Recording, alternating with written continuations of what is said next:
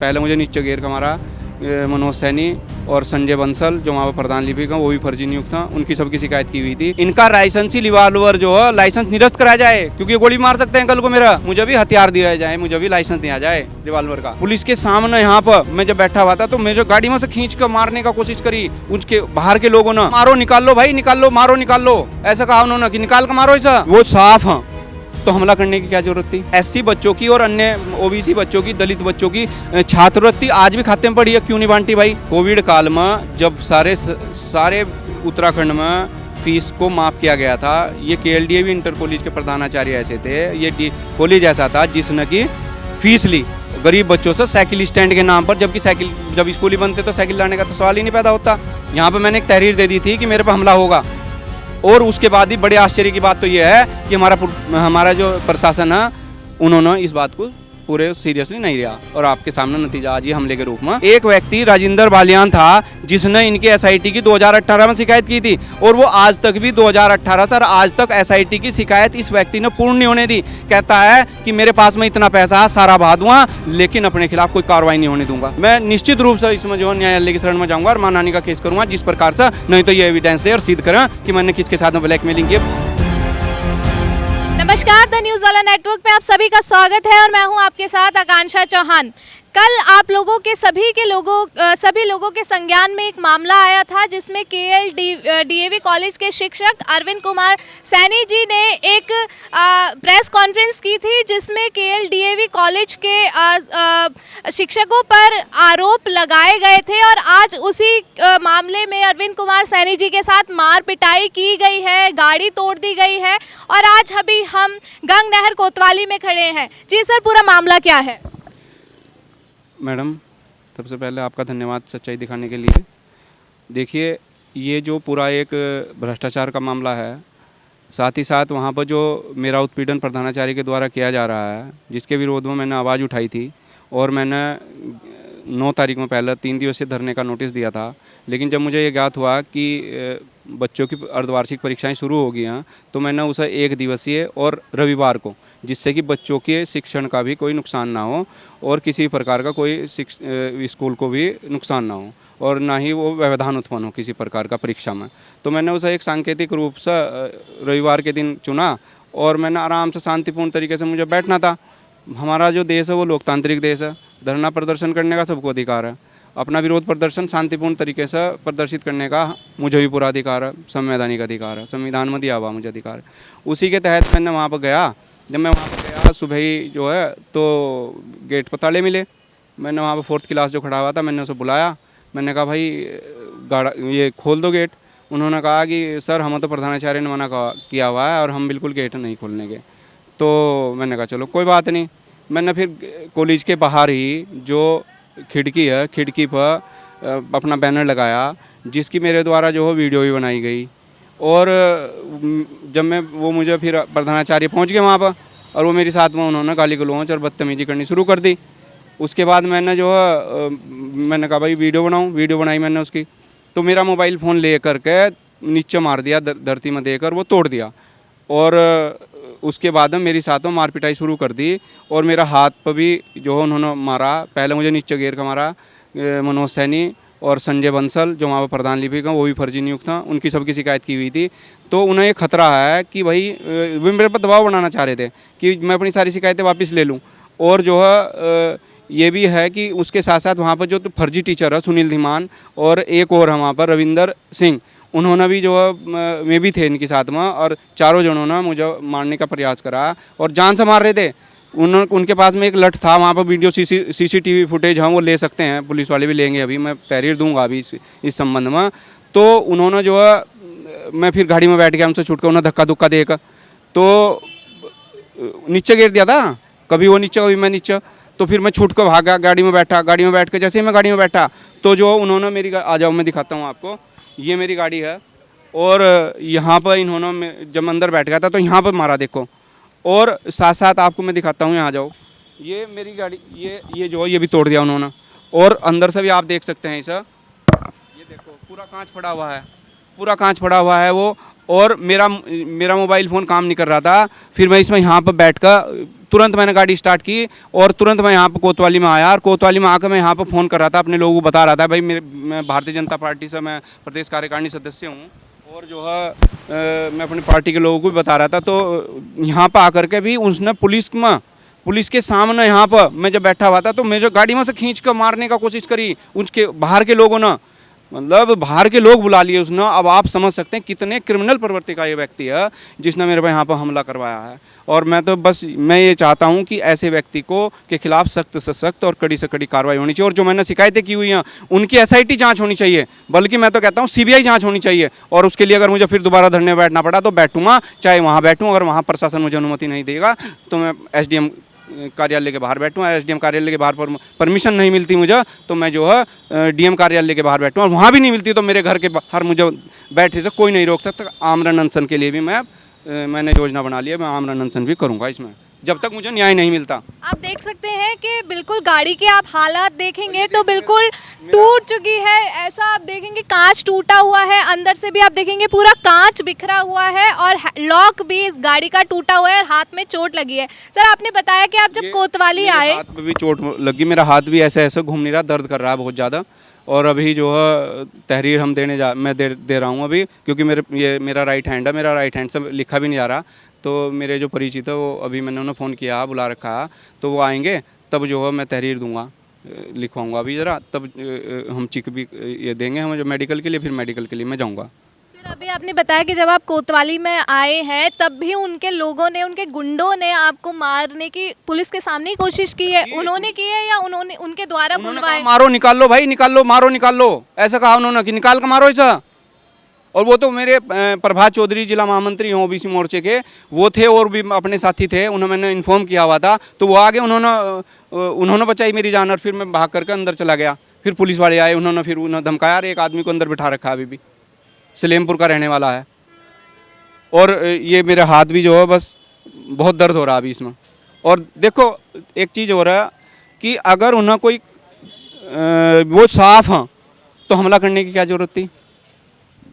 इसका मतलब कहीं ना कहीं कुछ ना कुछ उनका डर भी है और उनकी जो है सारी चीज़ें गड़बड़ है।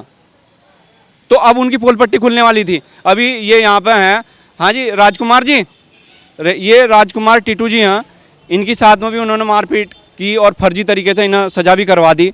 ये राजकुमार टीटू जी हैं और साथ साथ ये बात बताएंगे किस प्रकार से पूरा परिवार फर्जी है। फर्जी तो है ही, हाई स्कूल इसका लड़का हाई स्कूल में इंटर 11वीं में फेल हो गया, फर्जी तरीके से इसने मार्कशीट बनवा कर टीसी बनवा कर वहाँ से सहारनपुर से खालसा पब्लिक स्कूल की तीसरे स्कूल से इंटर कर ली, फिर आजकल एई की पोस्ट पर विराजमान है। आपके साथ भी मार पिटाई की गई? मारपीट वो तो बहुत पुरानी होगी, 2009 में करी गई थी, 2009 में करी गई थी। हमारे सामने तो वो आता नहीं वैसे तो, लेकिन वो फर्जी तरीके से दूसरों लोगों को लगा कर उल्टा हमें ही फंसा दिया, लूट के मुकदमे में। वो भी एक ही परिवार के हम 4 आदमी लूट करेंगे क्या, और उसमें सजा भी करा दी उसने। उतना सेटिंग बाज है, पूरी सेटिंग रखता है वो ऊपर तक। और मतलब चलो खैर वो तो कानून पर विश्वास है हमें। तो जो एक बार आप बता चुके हैं कि क्या आपने शिकायतें लगाई थी प्रधानाचार्य के खिलाफ, बाकी शिक्षकों के खिलाफ। मैं चाहूँगी एक बार आप दोबारा बताएं कि क्या आरोप लगाए थे, किस तरीके से फर्जीवाड़ा वहाँ पर चलाया जा रहा है?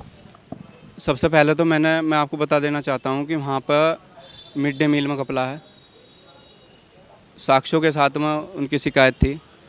वहाँ पर पीटीए गठन में घपला है, पीटीए के नाम पर गरीब बच्चों का शोषण है।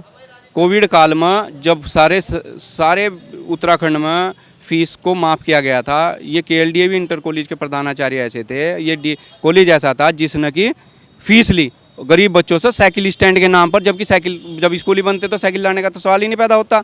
तो ऐसी बहुत सारी शिकायतें। दूसरा ये कि जब वहाँ पर प्रतियोगी परीक्षाओं के वहाँ पर वो लगते हैं, केंद्र रहते हैं, तो वे केंद्र व्यवस्थापक के रूप में ये कार्य करते हैं। तो केंद्र व्यवस्थापक के रूप में इन्हें मोटी धनराशि मिलती है और उनको इनकम टैक्स में नहीं दिखाते। तो ये सारी चीज़ें इनकी उजागर हो गई थी, तो इससे ये घबरा गए थे।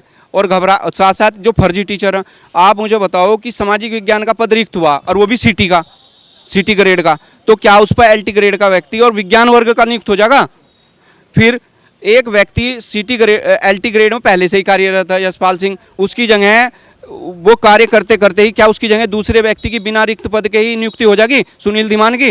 इसी तरीके से वहाँ पर मृतक आश्रित में जो नियम है, मृतक आश्रित में जो नियुक्ति का नियम है, वो 5 साल के अंदर अंदर प्रार्थना पत्र देना पड़ता है। हमारे यहाँ प्रधान लिपिका जिनने 5 साल, लगभग 10 साल बाद, 9 साल के बाद उन्होंने प्रार्थना पत्र दिया और उनकी अवैध तरीके से नियुक्ति हुई।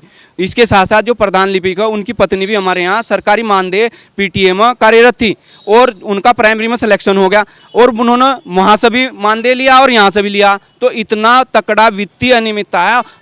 और वहाँ पर 2015-16 में या 17 की जानकारी नहीं है, लेकिन वहाँ पर जो कुछ लोग हैं ऐसे जो पुराने वहाँ से रिटायर हो गए, उन्होंने मुझे इस बात की जानकारी दी है कि एससी बच्चों की और अन्य ओबीसी बच्चों की, दलित बच्चों की छात्रवृत्ति आज भी खाते में पड़ी है, क्यों नहीं बांटी भाई? तो इस बात की पूरी जांच होनी चाहिए और ये जांच सामान्य तरीके से नहीं होने की। शिक्षा विभाग के जो हमारे अधिकारी हैं, कर्मचारी हैं, वो भी इसमें जांच कर रहे हैं। लेकिन मेरा जो यहाँ पर सरकार से भी निवेदन और आपके माध्यम से भी मैं ये निवेदन करना चाहूँगा कि यहाँ पर जो एसआईटी गठित हो स्पेशल इसके लिए, पूरे कॉलेज के लिए, और प्रधानाचार्य की पदोन्नति की भी जांच हो एसआईटी से। आप बताइए, एक व्यक्ति राजेंद्र बालियान था जिसने इनके एसआईटी की 2018 में शिकायत की थी और वो आज तक भी 2018 से आज तक एसआईटी की शिकायत इस व्यक्ति ने पूर्ण नहीं होने दी। कहता है कि मेरे पास में इतना पैसा है, सारा बहा दूंगा, लेकिन अपने खिलाफ कोई कार्रवाई नहीं होने दूंगा। बताओ आप। कहता है कि मैं तो न्याय को खरीद लूँ। ये तो जो है तेरी क्या हस्ती है, मैं तो न्याय को खरीद लूँगा भाई, सब चीज़ों खरीद लूँगा, ऐसी ऐसी चीज़ें कहता है। बताओ आप। इस पूरे मामले में सिर्फ आप ही खिलाफ खड़े हैं या और भी आपके साथ कर्मचारी हैं, वहाँ के शिक्षक हैं कि जो उन लोगों के खिलाफ खड़े हैं, जो सच के साथ खड़े हैं? देखिए, जो वहाँ पर हमारे साथी हैं, मैं उनकी भी एक तरीके से लड़ाई लड़ रहा हूँ, क्योंकि उन्हें भी सीनियर होते हुए जूनियर कर दिया गया। लेकिन वे किसी न किसी शर्म की वजह से कि भाई हमने इनके कार्यकाल में हमने नियुक्ति पाई है, तो इनके खिलाफ बोलते नहीं, लेकिन दबी जुबान में सब कहते हैं और सब जो है दिल से मेरे ही साथ हैं। खुल के कोई सामने नहीं आना तो कोई सामने नहीं आना चाहता ना, लेकिन फिर भी मेरे साथ में ऐसा नहीं है कि उन्होंने कहा निंदा प्रस्ताव में सब उनके साथ हैं, ऐसा नहीं है।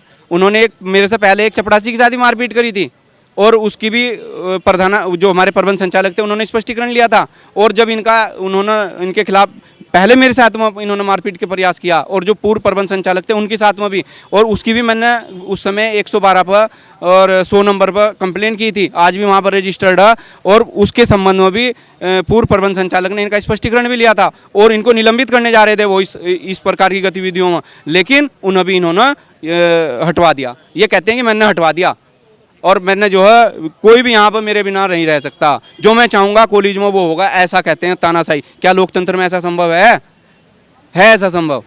तो फिर तो मैं तो कहता हूँ अगर मैं गलत हूँ, अगर मेरी पदोन्नति की मांग है या जो मेरी मांगे हैं वे मेरी गलत हैं सारी, मैंने इनके ऊपर आरोप लगाए हैं, ठीक है।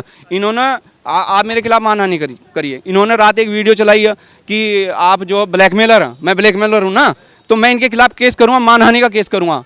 मैं निश्चित रूप से इसमें जो न्यायालय की शरण में जाऊंगा और मानहानि का केस करूंगा, जिस प्रकार से नहीं तो ये एविडेंस दे और सिद्ध करें कि मैंने किसके साथ में ब्लैकमेलिंग की। इन्होंने बलसवा गाज का उदाहरण दिया, वहाँ के जो पीड़ित लोग हैं उनसे पूछा जाए कि क्या उन्होंने मुझे जो जिस प्रकार का इन्होंने आरोप लिया है वो सत्य है या नहीं है, और इनके खिलाफ जो मैं मानहानि का केस निश्चित रूप से करूँगा। तो सर, आपने जैसे बोला कि तानाशाही कर रहे हैं, तो आप अकेले खड़े हैं उनके खिलाफ सच के साथ, तो ऐसा भी होता है इन सब मामलों में बाहर लाइमलाइट में आने से पहले ही मामले दबा दिए जाते हैं, तो आपको कभी ब्राइब देने की, खरीदने की कोशिश या डराया धमकाया गया है ये मामला पूरा हाईलाइट होने से पहले? आकांक्षा जी, मेरे द्वारा शासन में भी जब मुझे इस बात की जानकारी, मेरे वो लोग, वे जो टीचर लोग हैं, क्योंकि वो तो सब सुनते हैं, तो मुझे बता देते हैं चुपचाप। तो उन्होंने जब मुझे बताया कि अरविंद जी कल आप पर हमला भी हो सकता है, मैंने रात यहाँ पर रिसीविंग दे दी थी, यहाँ पर मैंने एक तहरीर दे दी थी कि मेरे पर हमला होगा। और उसके बाद ही बड़े आश्चर्य की बात तो ये है कि हमारा जो प्रशासन है उन्होंने इस बात को पूरे सीरियसली नहीं लिया और आपके सामने नतीजा आज ये हमले के रूप में मेरे साथ में ये घटना घट गई है। दूसरी बात, शासन में भी इसकी जांच आई हुई है सीओ साहब के यहाँ पर, और जिस स्तर पर भी होगा हम अपनी बात रखेंगे। दूसरा ये है कि आपके माध्यम से मैं ये भी कहता हूँ कि मुझे सुरक्षा प्रदान की जाए, क्योंकि ये शातिर प्रवृत्ति के दूषित मानसिकता के व्यक्ति हैं। साथ ही इनके पास में जो है लाइसेंसी रिवाल्वर है, इनका लाइसेंसी रिवाल्वर जो है लाइसेंस निरस्त कराया जाए, क्योंकि गोली मार सकते हैं कल को मेरा। इनके लड़के के पास में भी है, इनके परिवार के लाइसेंस निरस्त कराए जाएं। और मैं ये भी मांग करता हूं कि मुझे भी हथियार दिया जाए, मुझे भी लाइसेंस दिया जाए रिवॉल्वर का। और मुझे सुरक्षा के लिए यहाँ से जो सुरक्षा मुहैया उपलब्ध कराई जाए, गार्ड उपलब्ध कराया जाए। तो सर ऐसा भी हो सकता है कि अब जैसे आपकी नौकरी पे भी खतरा आ सकता है, आपको नौकरी से निरस्त भी किया जा सकता है, ये सब मामला आप उनके खिलाफ यहाँ पर खड़े हैं? नहीं, देखिए ये नौकरी जो है, नौकरी में अगर मैंने अनियमितता की है, मैंने अगर कक्षा में शिक्षण नहीं किया है, मेरे खिलाफ कार्रवाई होनी चाहिए। मैंने किसी प्रकार की अनुशासनहीनता की है तो मेरे खिलाफ कार्रवाई होनी चाहिए। क्या धरना देना अनुशासनहीनता है? मैं उत्तराखंड माध्यमिक शिक्षा संघ का जिला मीडिया प्रभारी भी हूँ वर्तमान में, और जो मेरे संघ के लोग हैं उन्हें भी मैंने इस बारे में सूचित कर दिया। अभी वो उनके परिवार में पारिवारिक कारणों से वो मेरे साथ नहीं आ पाए क्योंकि उनके पिताजी की तबीयत खराब है, और इस विषय को लेकर हम बैठक करेंगे और शिक्षकों के बीच जाएंगे। और चूंकि मनोज कुमार सैनी है, वो भी जो प्रभारी प्रधानाचार्य हैं, शिक्षक है, तो शिक्षक संघ जो है एक समन्वय की स्थिति बनाना चाहता है कि भाई हमारे जो टीचर हैं वो समन्वित रहें, आपस में ना लड़ें। तो हो सकता है कि वो खुलकर भी किसी भी व्यक्ति के साथ ना जाएं। सर अभी आपने जैसे बोला कि आपने कल ही रिसीविंग दे दी थी कि आप पर हमला हो सकता है, तो प्रशासन ने इस बात को सीरियस नहीं लिया, तो ऐसा हो सकता है कि जो ज़्यादा पावर में है प्रशासन उसका साथ देता है और अब आप पे हमला भी हो चुका है और यहाँ कोतवाली में आके भी आपके साथ मार पिटाई की कोशिश की गई है, तो इस बारे में क्या सोचते हैं आप, क्या कहना चाहेंगे? नहीं, मुझे लगता है कि प्रशासन को शायद इस बात की उम्मीद नहीं थी कि ऐसा हो जाएगा, लेकिन मैंने तो आगाह कर दिया था क्योंकि पढ़े लिखे व्यक्ति से इस प्रकार की घटना को अंजाम देने की अपेक्षा नहीं की जाती। अगर कोई पढ़ा लिखा व्यक्ति है वो तो कानूनी कार्रवाई करता, लड़ाई झगड़े थोड़े करता, वो तो अनपढ़ लोगों का काम है। मेरा भी यहाँ पर पास में गाँव है, मैं भी जिला पंचायत का चुनाव लड़ा, 3000 से ऊपर वोट मिली मुझे वहाँ पर। लाओ मैं यहाँ पर सारे लोगों को इकट्ठे कर दूँ, लेकिन क्योंकि ये मेरी व्यक्तिगत लड़ाई है, कल भी मैंने प्रेस कॉन्फ्रेंस में बात कही थी कि ये मेरी व्यक्तिगत लड़ाई है और इस समय व्यक्तिगत स्तर पर लड़ रहा हूँ, लेकिन अब ये व्यक्तिगत नहीं रही। अब ये जो है मैं जिस स्तर पर भी मुझे लड़ना होगा मैं लड़ूंगा। जैसा कि आपने देखा कि अरविंद कुमार सैनी जी ने बहुत गंभीर आरोप लगाए हैं केएलडीएवी इंटर कॉलेज के प्रधानाचार्य और बाकी जो वहाँ पर कर्मचारी शिक्षक हैं उन पर भी गंभीर आरोप लगाए हैं और उनका नतीजा आप देख सकते हैं। कल प्रेस कॉन्फ्रेंस की गई और आज इनके साथ मार पिटाई भी की गई है, गाड़ी तोड़ दी गई है, मारा गया है, इन्हें फ़ोन तोड़ दिया गया है, जिसके एवज में आज ये गंगनहर कोतवाली में तहरीर देने आए हैं। इस पूरे मामले को लेकर आप क्या सोचते हैं? आपको क्या लगता है कि कौन सही है कौन गलत है? जो भी है अपनी राय हमें कमेंट सेक्शन में जरूर दें और हमसे जुड़े रहें और देखते रहें द न्यूज़ वाला नेटवर्क। धन्यवाद।